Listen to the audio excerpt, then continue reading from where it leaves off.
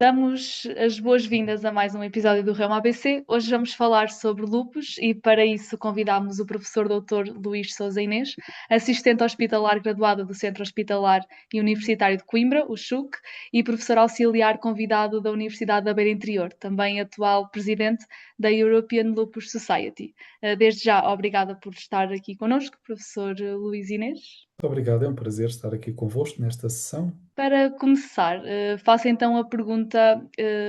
principal, por assim dizer: o que é exatamente o lúpus? Quais são os principais sintomas e quais é que são as formas de lúpus que existem?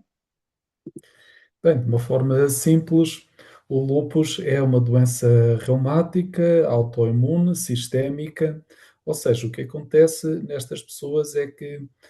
o sistema imunitário, ou seja, as defesas do organismo que servem para combater as infecções por bactérias e vírus, passam a funcionar de uma forma alterada, anormal, e começam a atacar as células e os órgãos do próprio corpo, e isso vai causar doença que se denomina lúpus. Em relação a quais os principais sintomas, eu vou focar em primeiro lugar aqueles que são mais comuns, que surgem em mais de metade das pessoas com lúpus, que são os sintomas e alterações das articulações, por inflamação das articulações, ou seja, artrite, e que se manifesta habitualmente por dor nas articulações, particularmente nas mãos, com inchaço dessas mesmas articulações e causando limitação de funcionamento das articulações afetadas. Depois são comuns também as alterações com erupções na pele e também mucosas, particularmente na boca, que se podem manifestar por diversos tipos de lesões vermelhas, algumas podem ser elevadas, ou seja, podem-se sentir ou passar a mão, e que podem ser de duração mais curta ou crónica e que, se não tratadas, podem levar ao aparecimento de cicatrizes. São também importantes manifestações o envolvimento dos rins, com inflamação dos rins, que se chama nefrite, neste caso nefrite lúpica, que em Portugal afeta sensivelmente um em cada quatro doentes com lúpus. Isto pode começar logo no início da doença ou mais tarde, às vezes anos mais tarde, e que é uma complicação muito importante porque se não for identificada rapidamente, pode levar à perda de funcionamento dos rins. Aqui a identificação precoce é um pouco mais difícil, no sentido em que não causa dor, não causa sintomas claros de que os rins estão a ser afetados. Outra manifestação muito comum é a perda de células do sangue, quer os glóbulos vermelhos, com anemia, quer os glóbulos brancos, quer as plaquetas, levando a diversas complicações associadas à redução destes componentes do sangue. Contudo, pode afetar qualquer órgão no corpo. Portanto, e essa afetação de vários órgãos pode ser um de cada vez, sendo que em surtos diferentes da doença podem ser afetados órgãos diferentes, ou podem estar ao mesmo tempo, na mesma agudização da doença, a ser afetados vários órgãos, como por exemplo as articulações e a pele, ou ainda o sistema nervoso, ou as células do sangue, etc. Em relação às formas de lúpus, as duas formas fundamentais são o lúpus eritematoso sistémico, que corresponde àquilo que venho a dizer, e a outra forma é o lúpus eritematoso cutâneo, que é uma forma em que a doença afeta estritamente a pele, portanto não se estende para outros órgãos e, portanto, tem um prognóstico nesse aspecto menos grave, porque claro que pode ser importante e ter um impacto grande na afetação da pele, mas pelo menos não afetará outros órgãos. Um dos que já referiu, porque já referiu alguns, quais é que são algumas complicações que podem estar aqui associadas também ao lúpus? Pronto, algumas já referi, portanto, quando afeta as articulações, causa dor, inchaço, ou seja, tumefação, limitação de funcionamento das articulações, e as pessoas têm, portanto, dificuldade de utilizar estas áreas do corpo, tem de causar dificuldades variadas a utilizar as mãos no dia a dia, dificuldades na marcha, por causar envolvimento também dos joelhos ou dos pés, etc, etc. E pode evoluir, se não tratado, para complicações como a deformidade das articulações e que se torna irreversível. Na pele pode causar cicatrizes crónicas, pode causar queda de cabelo irreversível, embora devo dizer que na maioria dos casos, quando há queda de cabelo por causa do lúpus, esta é reversível, mas em alguns casos pode de facto ser irreversível. Nos rins, pois se não for tratado, vai acabar por levar a insuficiência renal crónica, ou seja, os rins deixam de funcionar e a pessoa necessitará de diálise, ou idealmente em relação à diálise, é claro, a transplantação renal. E depois há também outros aspectos importantes, nomeadamente o risco de infecções, uma vez que estas pessoas com lúpus têm um sistema imunitário que funciona de forma deficiente, anormal, vai haver um maior risco de infecções, incluindo de infecções graves. E isso pode acontecer logo desde o início da doença. E depois, de uma forma global, a referir todo o impacto que a doença tem na qualidade de vida, e isto faz-se em todas as dimensões da qualidade de vida, ou seja, todos os aspectos de capacidade funcional, quer física, quer em todas as dimensões psicológicas, de vida social, relacional, capacidade de constituir uma família, de ter um trabalho de forma regular e apropriada, tudo isso pode ser afetado e muitas vezes quando a doença não está efetivamente bem controlada e finalmente há um risco de morte. Portanto, sabemos que se o lúpus não for tratado, como aconteceu, ou quando não havia condições para tratar adequadamente o lúpus, até meados do século passado, quando não havia virtualmente nenhum tratamento, após 5 anos de doença, metade dos doentes morriam, portanto, uma mortalidade extremamente elevada. Isso, felizmente, é uma realidade que mudou muito e a expectativa de vida dos doentes com lúpus é, neste momento, já próxima da população geral, embora ainda não exatamente igual. E depois também temos aqui o impacto a nível físico e de autoestima, que também acaba por ser afetado, porque tinha falado da questão de, se calhar, perda de cabelo e tudo mais, que acaba por afetar muito a autoestima e também é um impacto muito forte, presumo. Dependendo das manifestações e da sua duração, mas algumas destas erupções na pele ocorrem efetivamente na face, e, portanto, nessas situações a doença pode se tornar muito visível e causar um impacto psicológico importante, e a queda do cabelo também pode ter um impacto muito importante na autoestima, é claro. Exato. Portanto, não necessita de ser estritamente uma complicação grave para ter um impacto grande na qualidade de vida e na autoimagem da pessoa. Este ano o Encontro Europeu de Lupus foi em Lisboa. Quais é que são assim as novidades deste encontro e o que é que está no horizonte para tratamento do lupus? Sim, foi uma honra, um privilégio e também um trabalho enorme. A presidência e a organização do Congresso, em parceria com a professora Maria José Santos e toda uma grande equipa, permitiu organizar com sucesso este Congresso, que foi o maior congresso internacional sobre lupus até ao momento. Portanto, todos os anos há um grande congresso, há um congresso internacional sobre lupus, mas esta foi a primeira vez que teve um número de inscritos entre médicos e investigadores acima de 1000. Na verdade, tivemos 1400 inscritos, o que foi um número esmagador, o que mostra o grande interesse da comunidade científica e médica acerca da doença, que está a ter um grande desenvolvimento, muito promissor para os doentes, porque isto se está a traduzir em novas perspectivas revolucionárias acerca daquilo que é possível fazer para melhorar o dia a dia das pessoas com lupus. Também se traduziu num enorme número de trabalhos de investigação apresentados, cerca de 500, com uma qualidade muito grande, vindos também de alguns participantes de todos os continentes. Em relação a novidades, portanto, há muitas que se poderiam indicar. Eu destacaria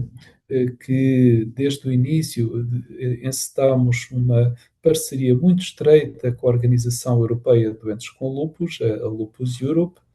que é uma excelente organização, muito profissional, e com a qual organizamos sessões, ouvimos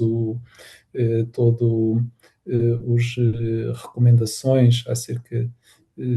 de como gostariam também os doentes com lupus de estar incluídos no Congresso, e assim estiveram. De resto,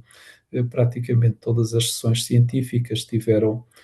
um co-moderador que foi um representante dos doentes e, portanto, a voz dos doentes esteve muito presente, além de outras sessões também organizadas, desenhadas com os doentes, o que foi muito interessante. Portanto, em todos estes aspectos inovamos, fizemos de forma diferente, com grande satisfação nossa e também para os nossos parceiros da Associação Europeia de Doentes com Lupus, e eles também organizaram um prémio da Lupus Europe para um melhor apresentação de trabalho científico na perspectiva dos doentes, e que foi também um prémio com um simbolismo muito especial. Portanto, isso serão assim será assim um destaque importante em relação a este congresso, e em que diferiu e foi bastante além nesta parceria do que edições anteriores de congressos internacionais de lupus. Em relação, perguntou-me também o que é que está no horizonte para o tratamento do lupus, Em certo? relação ao tratamento, exatamente. Há muita coisa que está em desenvolvimento, e isso também foi algo que se traduziu na grande presença dos nossos parceiros na indústria farmacêutica, que tiveram uma colaboração muito importante, com muita coisa apresentada. Há muitos novos medicamentos em desenvolvimento. Portanto, teremos desde já novidades a curto prazo. Foi feito a apresentação pela primeira vez dos resultados de um grande ensaio clínico de fase 3, portanto, o ensaio definitivo para esse fármaco acerca de um novo medicamento biológico para o tratamento do lupus, que se chama obinutuzumab, e que mostrou uma muito assinalável eficácia no tratamento da atividade do lúpus em todos, de forma global, portanto, independentemente do órgão afetado, e será certamente o próximo medicamento disponível, esperamos nós também em Portugal, para o tratamento dos doentes com lúpus. Portanto, desde há alguns anos começamos, de facto, a ter tratamentos inovadores para o lúpus, e isso é extremamente importante. A médio prazo, destaco também, e em termos de horizonte de tratamento, resultados de fase mais inicial ou intermédia no seu processo de desenvolvimento de outros novos medicamentos para o lúpus, com variados mecanismos de ação, um número bastante grande de medicamentos, e que esperamos que vários deles cheguem ao fim do seu processo de desenvolvimento, mostrando sucesso, e que sejam introduzidos para efetivamente poderem ser disponibilizados para os médicos utilizarem no tratamento e otimização do controle da doença, mas isso mais a médio prazo. Mais a médio e longo prazo, destacaria o resultado de trabalhos de desenvolvimento do novo conceito de terapêuticas celulares, portanto, com base em células vivas, como os chamados células CAR-T, que permitem exercer efeitos muito intensos no sistema imunitário e que poderão ser, pelos dados a que já dispomos, uma opção para aquelas pessoas que têm uma forma de lúpus muito agressiva e que não está a responder adequadamente a outras opções terapêuticas. Portanto, mas isso, como digo, será mais a longo prazo, sim, e para casos muito bem escolhidos, porque são tratamentos que, pelo menos no momento, têm também riscos associados que são bem superiores aos riscos associados às terapêuticas inovadoras e tradicionais que já temos. Recentemente também foram divulgados preliminares do estudo Transform. Fale-nos também um bocadinho desse estudo e destes resultados, próximos passos, os resultados. Muito obrigado, é uma excelente questão. Este é um trabalho de que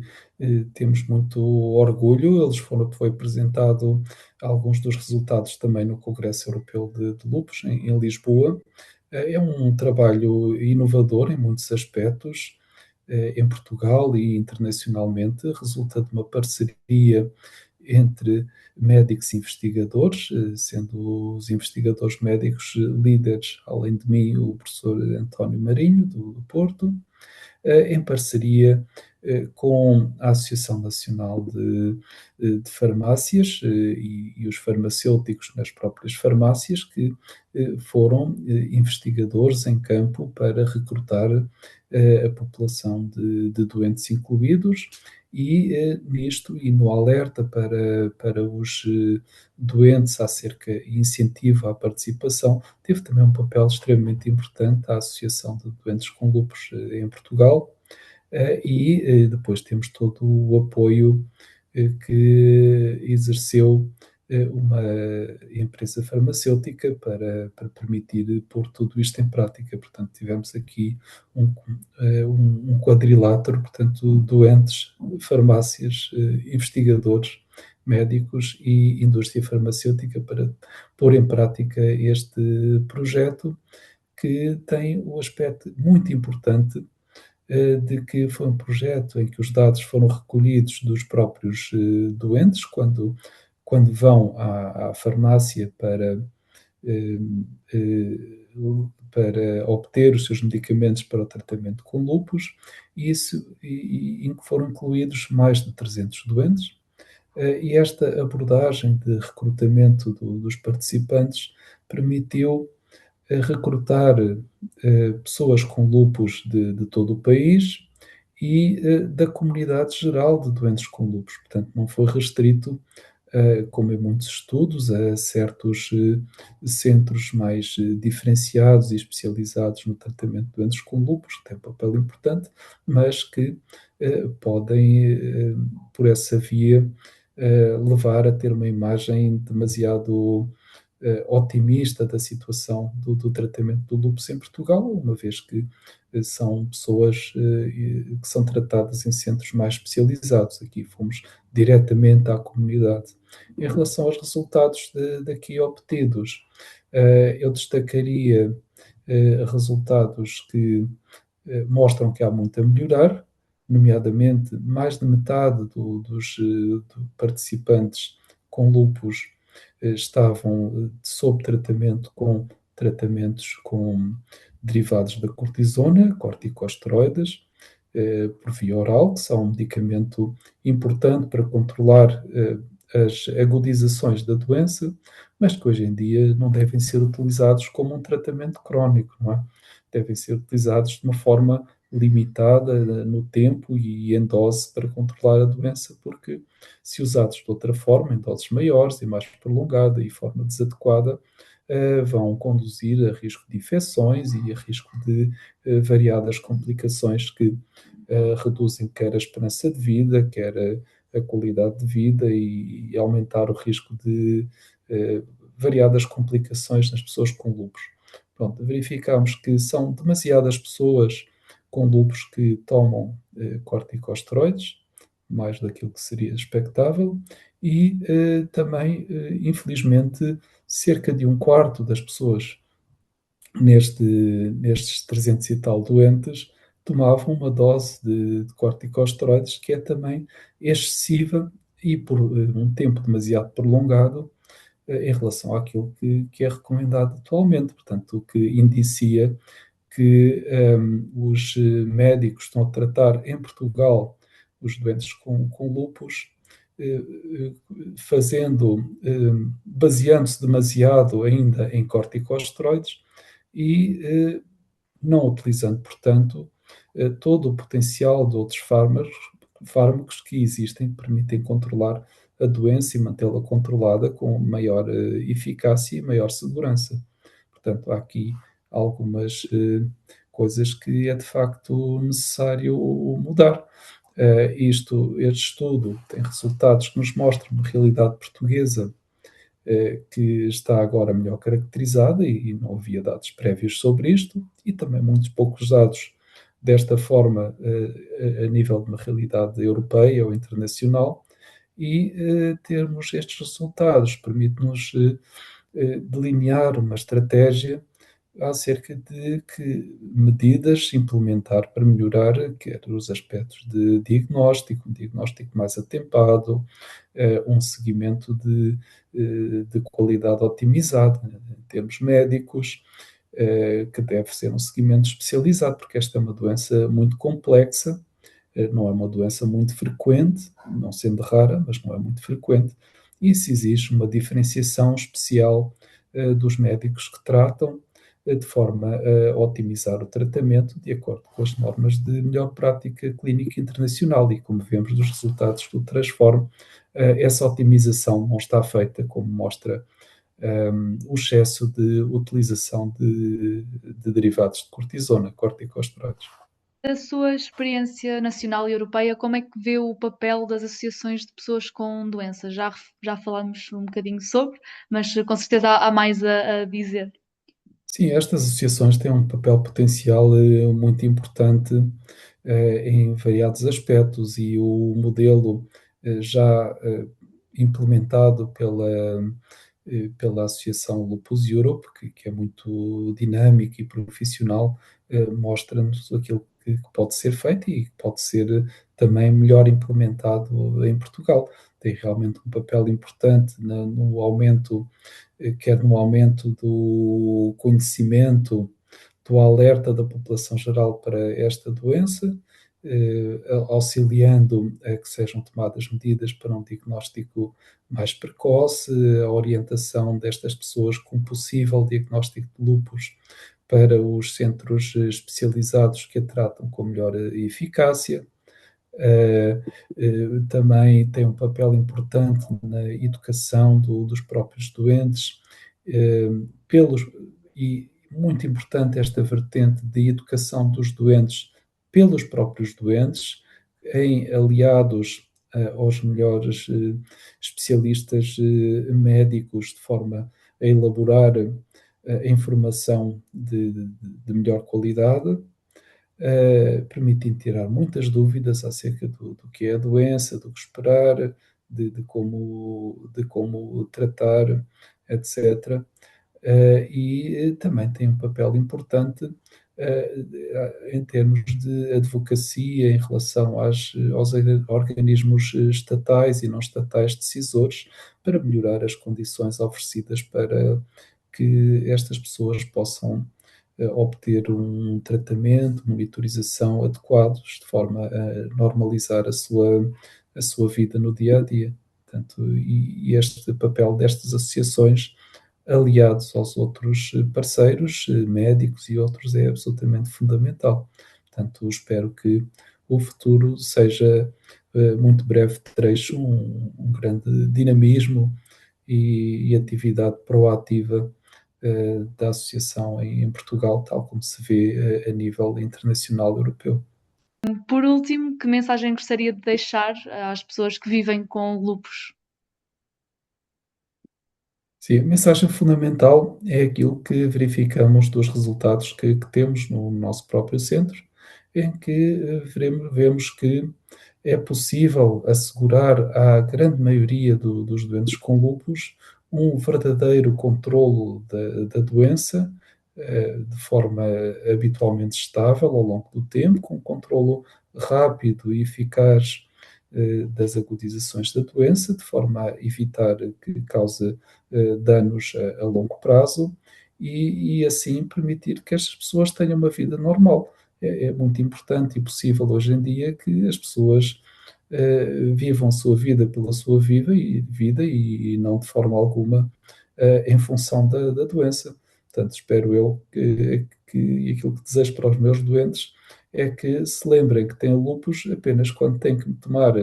os medicamentos que tiverem que tomar em cada dia e para fazer os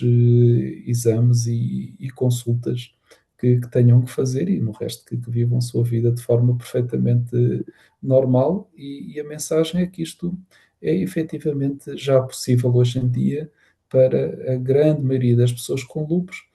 mas devem chegar o mais precocemente possível aos centros especializados, aos médicos especialistas, e em centros clínicos hospitalares que tenham uma equipa multidisciplinar bem preparada e estruturada para tratar estas pessoas. Como digo, é uma doença complexa. Talvez é comum dizer-se que é a doença humana mais complexa ou pelo menos será uma das mais complexas e estamos aqui para tratar e resolver. Obrigada mais uma vez, professor Luís Inês, por ter estado aqui este tempinho connosco. Muito obrigado, foi um prazer conversar consigo acerca deste tema que é efetivamente muito importante para nós e para as pessoas que são portadoras desta doença. Obrigada.